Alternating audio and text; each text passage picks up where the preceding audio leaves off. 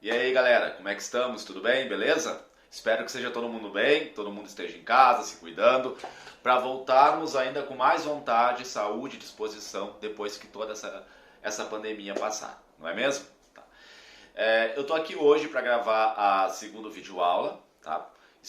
Para explicar algumas atividades que eu deixei para vocês, para continuar explicando as atividades e tentar de alguma forma também trazer novos conceitos, novas coisas para que vocês continuem aprendendo, tá bem?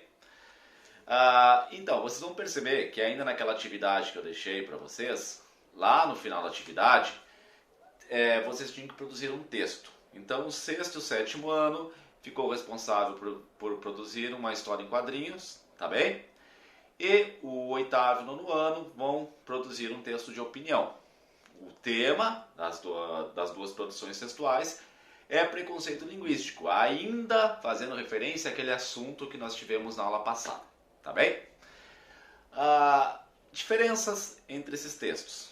Primeira coisa, vocês todos vão lembrar, nós já falamos sobre isso, que existe algo chamado gênero textual. O que é um gênero textual mesmo, pessoal? Relembrando, o gênero textual são as diferentes formas, tá? Que um texto pode apresentar em nossa sociedade. Nós já aprendemos que os textos eles podem aparecer no nosso convívio, nas nossas práticas sociais, de diversas formas, tá bem? O que é um texto mesmo? Um texto é um enunciado que comunica alguma coisa. Então, um texto ele pode ser formado por apenas uma palavra ou por muitas palavras, tá? E esse texto ele pode ser apresentado de várias formas, de formas diversas das nossas atividades diárias. Exemplos de gêneros textuais. Uma receita de bolo é um gênero textual. O que mais que é um gênero textual? Uma história em quadrinhos também é um gênero textual. O que mais? Um ofício é um gênero textual. Um currículo, se eu quiser trabalhar, fazer um currículo e enviar para a empresa, é um gênero textual também. Um conto é um gênero textual, tá? Um romance é um gênero textual. Uma conversa no WhatsApp, com vocês, com os amigos de vocês, entre vocês e os amigos, também é um gênero textual, tá? Uma postagem no Facebook, também é um gênero textual. Então, os gêneros textuais, eles são diversos, são inúmeros, tá bem? E eu pedi para que vocês fizessem o sexto e o sétimo utilizassem um gênero textual e o oitavo e o nono utilizassem outro gênero textual. Começando com o gênero textual que eu pedi para o sexto e para o sétimo ano, a história em quadrinhos. Então, a história em quadrinhos, se vocês lembrarem, ela vai ter algumas características específicas. Então, cada gênero textual tem sua especificidade, tá bem? Que características nós temos? Nós temos uma história em quadrinhos. Diferente do texto que eu pedi para o oitavo e para o nono ano, a história em quadrinhos ela pode apresentar imagens, tá bem? Por isso mesmo que ela é chamada de história em quadrinhos, ela apresenta imagens. Tá?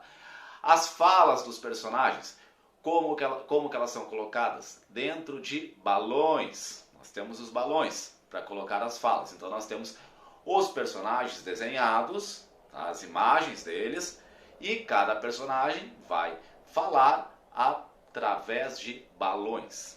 Só balões? Não, eu tenho aquele espaço também que muitas vezes pode aparecer no canto superior ou inferior do quadrinho, que é onde o narrador fala. Tá, mas aí já tem muita coisa. Peraí, vamos devagar, tá? Então, pessoal, qual é a diferença da linguagem verbal e da linguagem não verbal? Vamos retomar isso daí. Nós temos então na história em quadrinhos um gênero textual que combina a linguagem verbal e linguagem não verbal.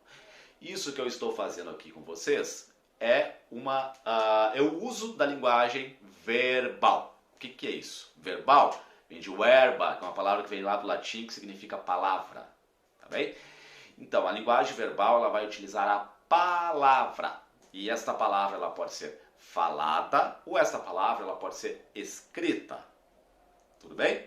Eu aqui estou utilizando a linguagem verbal falada. Vocês vão utilizar para fazer o texto de vocês a linguagem verbal escrita.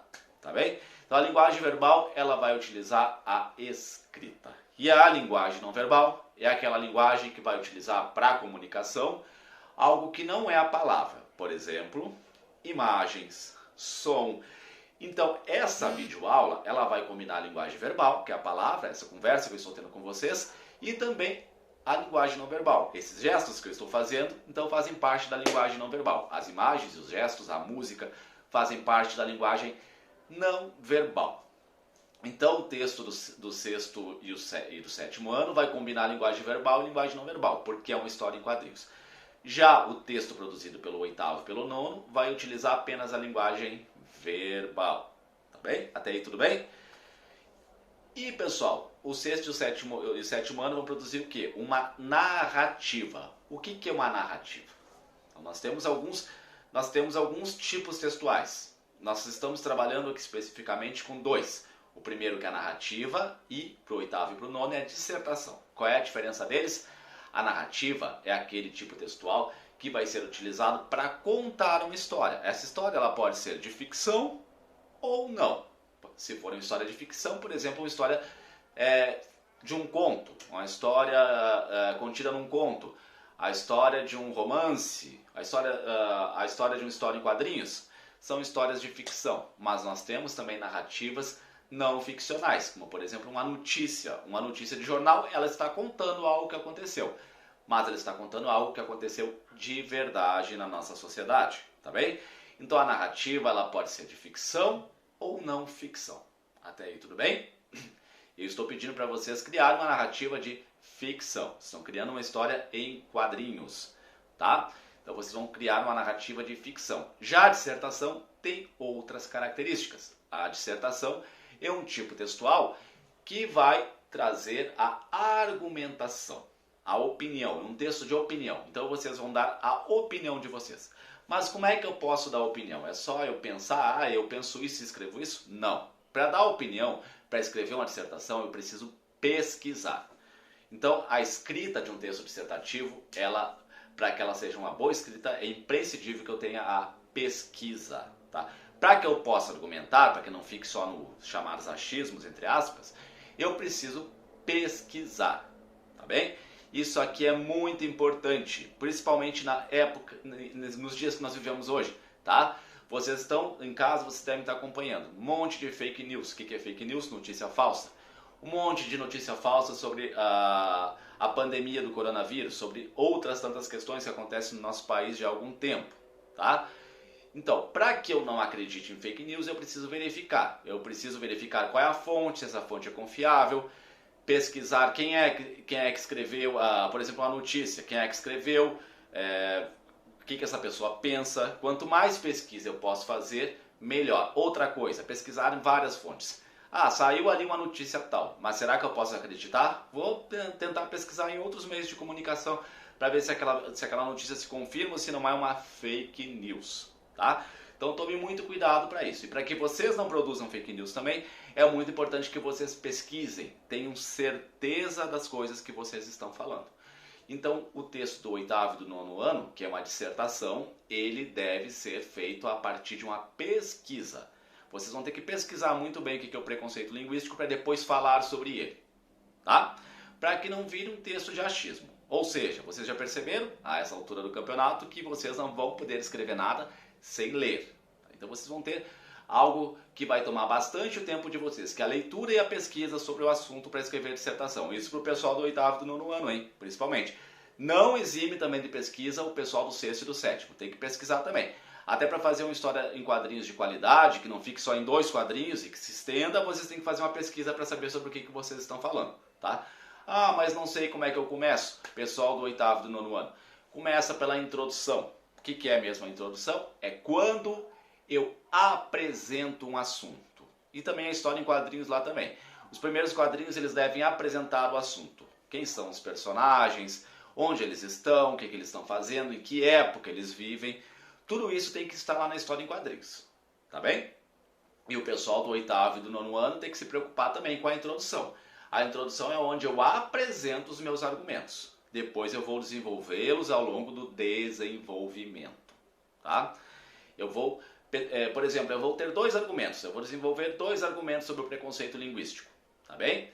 Então, assim, ó, eu apresento esses argumentos na introdução e depois eu desenvolvo em parágrafos diferentes. Isso aqui é muito importante, hein? Para que serve um parágrafo, pessoal? Um parágrafo, ele vai servir para dividir ideias dentro do mesmo texto. Eu não posso fazer um tratado gigantesco tudo num parágrafo de 2 páginas. Não. Cada vez que eu mudo de assunto, eu mudo de parágrafo. Eu vou dar um exemplo para vocês, uma narrativa, tá? Então assim, ó, todo mundo conhece esse livro aqui, essa história, Alice no País das Maravilhas? Pois bem, eu vou pegar 2 parágrafos aqui para ler rapidamente para vocês, tá? Então diz o seguinte: a toca continuava reta como um túnel por algum tempo e depois afundava de repente.